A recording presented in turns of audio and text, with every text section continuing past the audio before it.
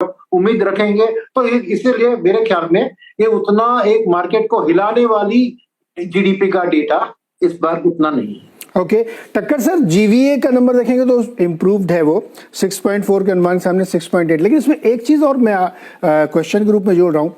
पहला quarter election का साल था हमारे लिए, पूरा क्वार्टर एक्चुअली इम्पैक्टेड था, और अगर आप देखें तो नंबर एक तरीके से लगता है कि आप स्ट्रीमलाइन होते हुए दिख रहे हैं। कोविड के बाद से बहुत ज्यादा ऊपर नीचे नंबर हुए, लेकिन पहले क्वार्टर में अगर इस तरह का नंबर आ रहा है, और वो भी इसलिए क्योंकि उस क्वार्टर में इलेक्शंस थे, बहुत सारी गवर्नमेंट स्पेंडिंग, हालांकि उसके इंटरनल नंबर अच्छे हैं फिर भी स्पेंडिंग इम्पैक्टेड थी, प्राइवेट ग्रोथ के नंबर इम्पैक्टेड रहे होंगे, तब आप इसको देखते हुए आपको नंबर कैसे लग रहे हैं?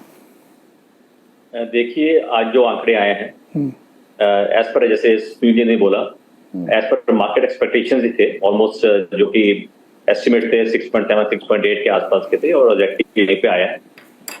उसका जो अगर आप देखिए, जैसे आपने कहा कि लास्ट क्वार्टर में गवर्नमेंट स्पेंडिंग में फर्क आया गवर्नमेंट इलेक्शन की वजह से, तो लोगों को ये था भी शायद इस बारी जो ग्रोथ है वो उसको हिट हो सकती है, और जो मेन कंसर्न था मार्केट का वो था रिगार्डिंग मैन्युफैक्चरिंग सेक्टर, और फॉर्चुनेटली जब जो आंकड़े आए हैं उसके हिसाब से मैन्युफैक्चरिंग ने अच्छा काम किया है। उससे जो ये ग्रोथ है उसको सस्टेन करने के लिए ये एक मैन्युफैक्चरिंग सेक्टर जो एक पीछे थोड़ा सा एक मैं कहूँ कि अनइवन सा चल रहा था, कभी लगता था कि ग्रोथ आ रही है, कभी लगता था नहीं शायद अभी, क्योंकि वो फ्रेश इन्वेस्टमेंट ज्यादा दिख नहीं रही थी, उस पर थोड़ा कंसर्न था।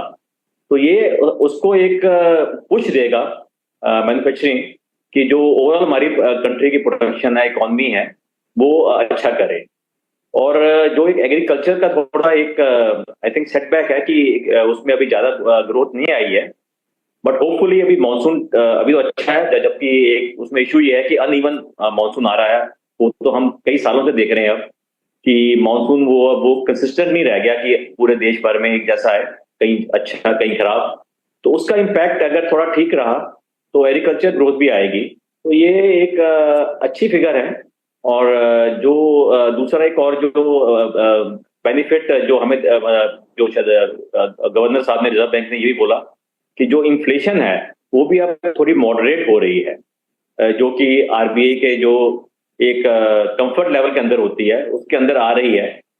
तो वो एक भी एक इकोनॉमी को हेल्प करेगा, और जो ग्रोथ हमारी एक लार्ज बेस भी बढ़ गया है, तो उसको सस्टेन करने के लिए ये एक अच्छी खबर है। ओके पंकज जी, आपको कैसे लगे नंबर? क्विक रिएक्शन आपका इस पे।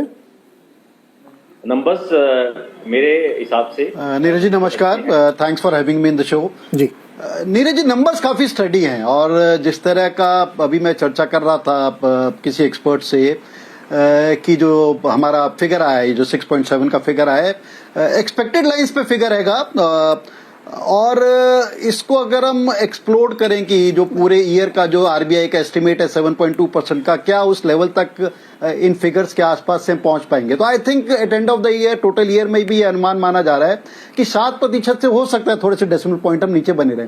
बट इसमें अगर हम विज़ इक्विटी मार्केट बात करें, विज़ अपने कैपिटल मार्केट बात करें, तो आई थिंक काफी एनकरेजिंग नंबर्स हैं। जो हमारे मैन्युफैक्चरिंग के नंबर्स आई थिंक काफी स्टडी हैं, अगर बहुत ज्यादा गंगो नंबर्स नहीं है, काफी स्टडी नंबर हैं। जो कंस्ट्रक्शन और रियल एस्टेट के नंबर्स देंगे आई थिंक वो काफी स्ट्रॉन्ग नंबर्स देखने को मिले हैं। माइनिंग के नंबर्स काफी स्टडी नंबर्स देखने को मिले हैं।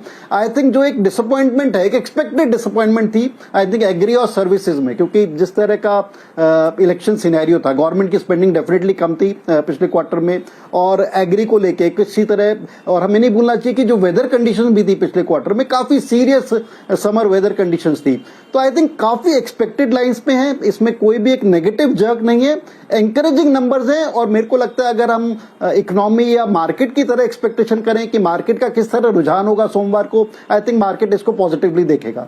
तो आई थिंक काफी एनकरेजिंग नंबर्स हैं, एंड आई थिंक मार्केट जिस तरह एक्सपेक्ट कर रही थी, स्टडी लाइन पे, एक्सपेक्टेड लाइन पे नंबर्स हैं ये। ओके अच्छा, दो तीन आप लोगों ने नाम लिए तो मैं बताऊं। कंस्ट्रक्शन ग्रोथ जो है ईयरली बेसिस पे 8.6 से बढ़कर 10.5% है। माइनिंग ग्रोथ 7 से बढ़कर 7.2%, और मैन्युफैक्चरिंग 5 से बढ़ के 7%, बहुत सिग्निफिकेंट तेजी है इसमें। और इलेक्ट्रिसिटी की ग्रोथ 3.2 से बढ़कर 10.4%। डेफिनेटली वो समर सीजन था तो पीक डिमांड वहां पर रही होगी। एग्री की जो बात करें उसको मैं एक पर्सपेक्टिव में रखने की कोशिश करता हूँ, फिर मैं सुशांत जी आपके पास आता हूँ। एग्री ग्रोथ जो है YOY 3.7 से घटकर 2%, लेकिन क्वार्टर ऑन क्वार्टर 0.6 से बढ़कर 2%। तो क्या इसको इसका एक इंटरप्रिटेशन हो सकता है क्या कि पिछले साल Q1 में नंबर्स बहुत अच्छे थे, फिर वो डिटेरिएट होते रहे क्वार्टर ऑन क्वार्टर, और Q4 में आकर के वो बॉटम बना और वहां से अब Q1 में इंप्रूवमेंट हुआ? एक इंटरप्रिटेशन हो सकता है ये। बिल्कुल। तो देखिए, एग्रो और जो आजकल जो लेटेस्ट आया है एग्रो टेक के साथ, lots of IITs are getting involve, बहुत सारा चीज टेक्नोलॉजी आया है।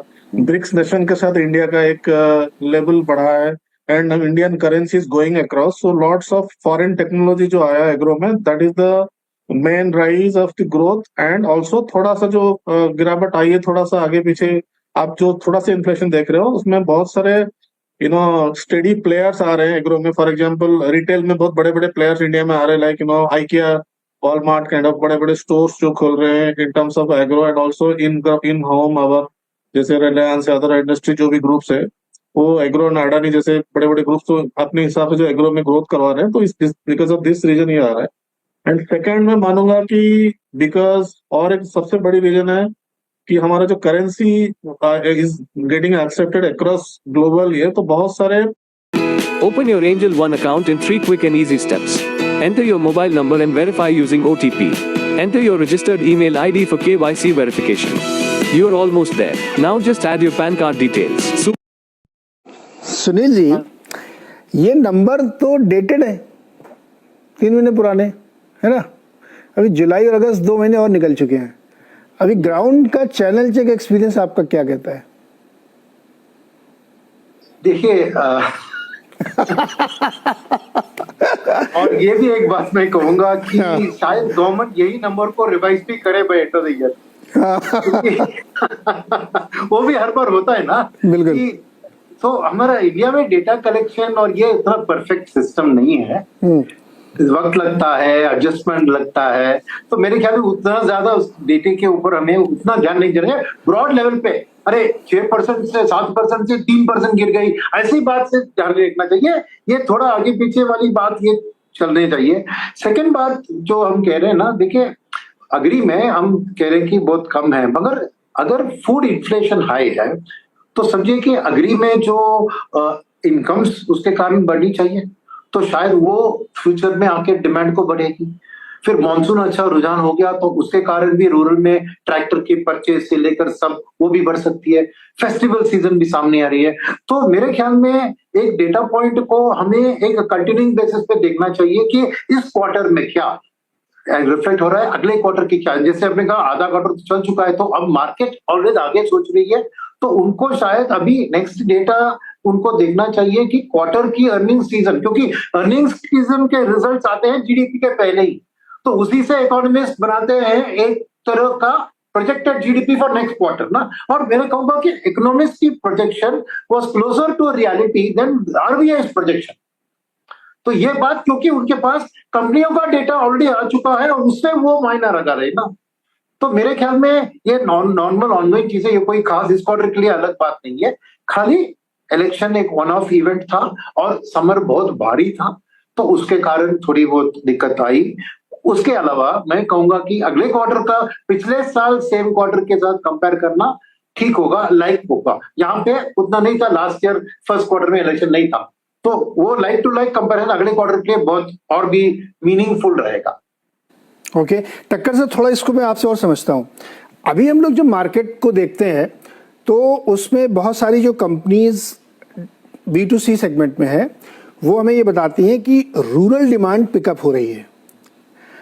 अर्बन में जो प्रीमियम डिमांड है वो स्टेबल है, जैसे पहले चली थी कोविड के बाद से धुआंधार वैसी चल रही है।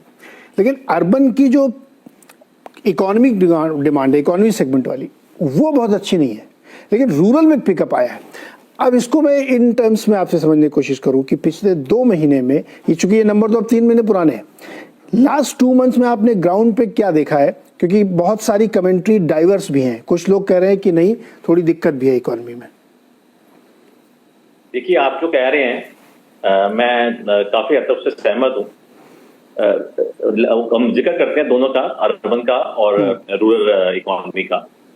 अर्बन के अंदर थोड़ा सा ठहराव सा आ गया है, उसका एक इंडिकेटर होता है, जैसे हम कहते हैं पैसेंजर ऑटो सेल्स। अगर हम देखें तो उसमें काफी गिरावट आई है। तो एक एक एक, एक बड़ा ब्रॉड सा इंडिकेटर है, it can be the only indicator, लेकिन एक उससे एक आइडिया मिलता है। और जो लोगों की इनकम लेवल्स हैं, जो डाटा आ रहे हैं, उसमें लग रहा है कि वो इनकम अभी स्टैग्नेंट हो गई हैं, जो इंक्रीज हो रहा था वो नहीं हो रही। अब बात आती है रूरल डिमांड की। अभी एक्सपेक्टेशन भी यही है कि जो रूरल डिमांड है वो हमारी इकोनॉमी को या जीडीपी की ग्रोथ को सस्टेन करेगी। उसके लिए अभी जो जैसे मैंने पहले जिक्र किया, मानसून का जो इस बार है, अच्छा मानसून आया है, लेकिन उसका अनइवन जरूर है, और कई जगह जो फ्लड वगैरह जो हम देख रहे हैं, गुजरात में काफी हालात खराब हैं, उस पे कितना असर रहेगा, आई थिंक इस पे फर्क पड़ेगा। ये जो हम 2 महीने की बात कर रहे हैं, इसमें ये कुछ चैलेंजेस आए हैं, लेकिन रूरल जो इकोनॉमी है, जो डाटा भी आया है, वो ऑल्दो जो कि मार्केट एक्सपेक्टेशन के मतलब जैसा था कि अराउंड 4 to 5% इंक्रीज होना चाहिए, इतना नहीं हुआ है, लेकिन फिर भी ग्रोथ है। जैसे आपने बताया, अगर क्वार्टर टू क्वार्टर देखें तो वो 0.7 से 0.6 या 7 से 2% इस बार जो है उसमें आया है। तो वो अगर वो ग्रोथ को ये मोमेंटम मेंटेन होता है तो वो एक इकोनॉमी को पुश देगा, और जो रूरल डिमांड है काफी उसका एक वेट रहता है हमें ग्रोथ को उसको सस्टेन करने में। तो होपफुली आने वाले ये जो 1 महीना रह गया है और जो अगला क्वार्टर है, जैसे दूसरे वक्ता ने बताया कि फेस्टिवल सीजन भी है, तो थर्ड क्वार्टर आई थिंक काफी अच्छा चलना चाहिए। ओके, अच्छा चले। सुशांत, आपको कैसा लग रहा है? क्या नंबर में कोई आगे जाते हो? अगर इसी नंबर को एक्सट्रापोलेट करें, मान लीजिए एक्सेल में डाल दीजिए इसी को नंबर को, तो आपको दिखेगा। लेकिन मैं ये सवाल इसलिए पूछ रहा हूँ क्योंकि 2 महीने में बहुत सारी चीजें बदली हैं। ग्राउंड पे आप जाके देखेंगे तो आपको पीवी सेल्स के नंबर अलग दिखेंगे, 2 व्हीलर के नंबर में बहुत अच्छी ग्रोथ दिखेगी, हालांकि अभी भी वो प्री कोविड से 85% पे ही पहुंचे हैं, उसको रीच नहीं कर पाए हैं। क्रेडिट ग्रोथ देखेंगे तो अलग कहानी बता रही है। लास्ट 2 मंथ्स में आप लोग बहुत इंटरेक्शन कर रहे होंगे, कैसा दिख रहा है? तो first and foremost thing is India का इंट्रा ग्रोथ एक है। For example in house consumption काफी बढ़ा है, एंड प्लस द एक्सपोर्ट। हम लोग इस इंटर एपिसोड में थोड़ा सा हमें ये रखना कि बहुत सारे जगह में बीट यूएसएसआर यूक्रेन वॉर लीजिए या कुछ भी लीजिए, Russia Ukraine, most of the time India का एक्सपोर्ट बढ़ा हुआ है because global economy is unstable, India economy बहुत स्टेबल है। उसी की वजह से बहुत सारे जगह में आप देख सकते हैं कि इंडिया का इन हाउस जो होम ग्रोन ग्रोथ है बहुत बढ़ा हुआ है। It includes agro, it includes manufacturing, retail and across. तो ये वाला चीज आपको जो आप कह रहे हो जरूर इसमें चेंजेस आया हुआ है, and it definitely it's going to affect. And plus हमारा जो एफडीआई का जो बेनिफिट मिला है इंडिया को, again I am telling you, because India economy is going in one sided, बाकी सारे इकोनॉमी अलग तरीके से जा रहा है। It's because of this and lots of influx of NRI investments in India, and that has given rise to the price challenges and price competitive price also. उसके वजह से कंजप्शन बहुत हाई हुआ है। आप किसी भी सेक्टर ले लीजिए, नॉट ओनली एग्रो, आप रिटेल ले लीजिए, आप मैन्युफैक्चरिंग ले लीजिए, आईटी ले लीजिए, हमारा जो इस तरीके से जो ग्रोथ बहुत ज्यादा बढ़ा हुआ है इसमें नंबर आपको और भी बढ़ोतरी दिखेगा 1-1.5 महीने का। पंकज, ये इकोनॉमिक बातें बहुत हो गई, अब आते हैं मार्केट पे। आप लोग कहते हैं हमेशा कि 6 महीने आगे देख के चलता है मार्केट, तो ये जो नंबर आए हैं इसको देख के मार्केट चल रहा है या लिक्विडिटी के दम पे चल रहा है? पंकज जी।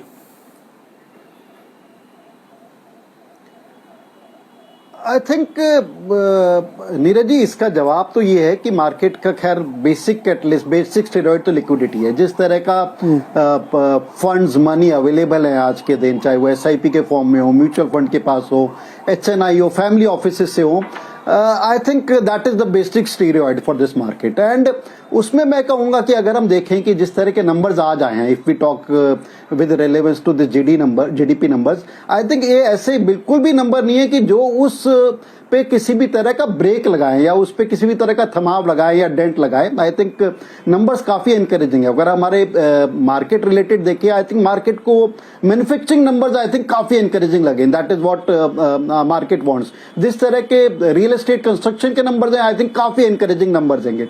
माइनिंग के नंबर्स काफी एनकरेजिंग नंबर। तो अगर हम मार्केट के व्यू पॉइंट से देखें, आई थिंक इन 3-4 नंबर्स की ज्यादा रेलेवेंस है इक्विटी मार्केट को, बजाय से सर्विसेज नंबर के, एग्री नंबर्स के, जो कि एक एक्सपेक्टेड थे कि एक डाउनवर्ड टिक देखने को मिलेगा। उसके अलावा हमारे को नहीं भूलना चाहिए कि जो पिछले 2 महीने रहे हैं, जो इस नंबर में डाटा नहीं दिख रहे, या आने वाले जो 2-3 महीने हैं, जिस तरह की बड़ी अच्छी मॉनसून्स हमारे देश को देखने को मिली है, इसकी जरूर आने वाले वक्त में हमारे को एक पॉजिटिविटी देखने को मिलेगी। फेस्टिवल सीजन आने वाले वक्त में देखने को मिल रहा है। और अगर हम देखें कि पिछले 1-1.5 महीने से ही, मैं अभी आज के फिगर जी फ्लैश आउट होते हुए देख रहा था, इवन एफआईज के नंबर अब स्पोरेडिकली काफी डिसेंटली पॉजिटिव होने लगे। अगर आज का नंबर देखें 5000 करोड़ की एफआई की तरफ से बाएंगे। So domestic plus FI, I think liquidity का जो एक कॉम्बिनेशन हैगा, ये कॉम्बिनेशन काफी पॉजिटिव है। और जिस तरह Q1 नंबर्स आए हैं हमारे इंडस्ट्री के, काफी एनकरेजिंग नंबर्स थे। Only thing that what is happening is, जो कि एक डेफिनेटली एक बुलिश मार्केट में होते हैं, एक चर्निंग चल रही है, सेक्टर चर्निंग चल रही है, स्टॉक चर्निंग चल रही है। And it is not a very serious rocket science to visualise की चर्निंग, कहां का पैसा कहां शिफ्ट हो रहा है। तो अगर उस चर्निंग में अगर आप सही क्वार्टर में, सही सेक्टर्स में हैंगे, तो you are still in for very decent beautiful ride in this stock market. और मेरे को नहीं लगता कि अभी ऐसा वक्त आ गया है कि हम मेजर पैसा मार्केट में प्रॉफिट बुक करके कैश इन हैंड में बैठे। ठीक है, चर्निंग करनी चाहिए, you should rotate your portfolio, but अभी मेरे को नहीं लगता बिल्कुल भी ऐसा वक्त है या ऐसी हिम्मत है कि one should sit outside with cash अपना प्रॉफिट बुक करके। So I think heydays, good days are, जैसा कि अभी दिन में प्रधानमंत्री कह रहे थे, I think best days, best months are still to come for the equity market. Cash call लेंगे तो अंडर परफॉर्मर हो जाएंगे। सुनिए, एक छोटा सा इनपुट है। हाँ, बोलिए। छोटा सा इनपुट है। रियल एस्टेट में आपने नोटिस किया होगा, गुड़गांव में you know that 12 crores housing got sold in 2 days. What you told is very correct. The real estate is booming up like anything in just 2 days. अच्छा, जो तेजी वाले उनके लिए मैं एक और अच्छी खबर बता दूं, कोर डेटा भी आया आज, जो कि मंथ ऑन मंथ डेटा ही आता है। उसमें जो 8 कोर इंडस्ट्रीज हम लोग ट्रैक करते हैं, उसमें वो टोटल इंडेक्स जो है 5.1 से बढ़कर 6.1 है। और खास तौर पे कोल प्रोडक्शन थोड़ा सा घट गया है इसमें, लेकिन वो इसलिए क्योंकि वो बहुत ऊपर था, उसका बेस बहुत ऊपर था। लेकिन आप सीमेंट प्रोडक्शन देखें तो मैसिव ग्रोथ है, 2 से बढ़ के 5.5% आ गई है। स्टील प्रोडक्शन काफ़ी बढ़ के आया है यहाँ पे, फर्टिलाइजर ग्रोथ बहुत बढ़ के आई है यहाँ पे। लेकिन सुनील सर, क्या इस मार्केट जिस रफ्तार से चल रहा है, इसको, इस ग्रोथ को वो जस्टिफाई करेगा आगे आने वाले समय की? देखो, हम तो इसीलिए चल रहे हैं क्योंकि ये ग्रोथ आ रही पीछे से, या फिर एक बहुत बढ़िया लॉजिक जो हम लोग पिछले 3 साल से दे रहे हैं कि पैसा बहुत आ रहा है, पैसा आ कहां से रहा है ये तो मुझे आज तक नहीं पता चला, लेकिन आ रहा है, बहुत जबरदस्त पैसा आ रहा है, ये उसी की दम पे ग्रोथ चलेगी है। तो क्वेश्चन क्या है नीरज जी? क्वेश्चन ये है कि मार्केट का जस्टिफिकेशन क्या होगा इस रैली का? जस्टिफिकेशन ऑफ रैली ये है कि डिफरेंट प्लेयर्स जो मार्केट में हैं वो डिफरेंट टाइम फ्रेम्स का ग्रोथ का आउटलुक को डिस्काउंट करते हैं, राइट? तो सॉवरेन वेल्थ फंड 10 साल की ग्रोथ के आउटलुक को देकर पैसा डाल रहा है, म्यूचुअल फंड 3 से 5 साल में डाल रहे हैं, मार्जिन ट्रेडर्स, हेज फंड शायद 3 महीने से लेकर 2.5 साल तक के टाइम फ्रेम में डाल रहे हैं। तो हर एक का आउटलुक डिफरेंट होता है। तो और जो 10+ साल वाला निवेशक है, उसके लिए जो भी करेक्शन आती है, बाइंग अपॉर्चुनिटी बन जाती है। तो ये मिक्स ऑफ प्ले जो हो रहा है ना, उसके कारण आप मार्केट की वैल्यूएशन की बात करते हैं सिर्फ एक ही जगह से, 1 year फॉरवर्ड पी, और उस 1 year फॉरवर्ड पी को हम हिस्टोरिक 1 year फॉरवर्ड पी से कंपेयर करते हैं और बाकी देशों के 1 year फॉरवर्ड पी से कंपेयर कर रहे हैं, राइट? ये सिंपल सी बात है। और मार्केट की महंगाई या सस्ता होना इन्हीं दोनों चीजों से कंपेयर होता है। अब हिस्टोरिक कंपैरिजन से ये देखिए कि equity market always lead indicator होता है ग्रोथ का, यानी जब इक्विटी मार्केट की वैल्यूएशन हाई हो तो एक्चुअल ग्रोथ आती है। यही है हिस्टोरिक कहना कि इक्विटी मार्केट एक लीड इंडिकेटर है। तो मार्केट अपने पूरे combined intelligence of the participants and all of that, वहां से आंकड़े निकालती है अपना एक देश के आउटलुक के ऊपर, कंपनीज के आउटलुक के ऊपर, और उसको आज प्राइस देती है। तो मार्केट को गलत कहना, फ्रॉम सावधानी से सोचकर हमें मार्केट को गलत कहना चाहिए, वही बात। दूसरी बात है कि बाकी देश के कंपैरिजन में अगर देखें तो ये वैल्यूएशन ऑलवेज महंगी लगती है, क्योंकि ग्रोथ का जमीन आसमान का फर्क है। आज second best growing nation, large size nation China, India 4.7 versus 8.7% return growth में कितना फर्क है, तो उसका मार्केट को वैल्यूएशन में कितना फर्क देना चाहिए कौन कह सकता है? वो एक चीज है। तो मेरे ख्याल में क्या मार्केट की वैल्यूएशन सही है कि नहीं, इसमें हमें ध्यान देना चाहिए। शॉर्ट टर्म प्लेयर्स जो कि ये ग्रोथ को आंकड़े को नहीं देखते हैं, उनके लिए होता है प्ले में करेंसी, उनको होता है प्ले में क्रूड, क्योंकि यह चीज के कारण उनकी वैल्यूएशंस में इंपैक्ट आती है, नॉट द स्टॉक मार्केट।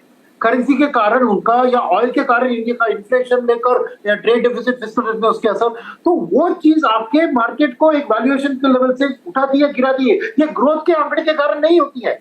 ये बात मैं कहना चाह रहा हूं आपको, समझिए। तो अगर वो हम देखें तो क्रूड का प्राइस का आउटलुक शॉर्ट टर्म में बिल्कुल सही लग रहा है। नॉर्मली विंटर में क्रूड को बढ़ना चाहिए, पर इस बार यूएस की इलेक्शन के कारण अमेरिका सावधानी से वहां इन्फ्लेशन कंट्रोल करने के लिए अपने रिजर्व स्टॉक से सप्लाई को बैलेंस कर रही है, और इसलिए जियोपॉलिटिकल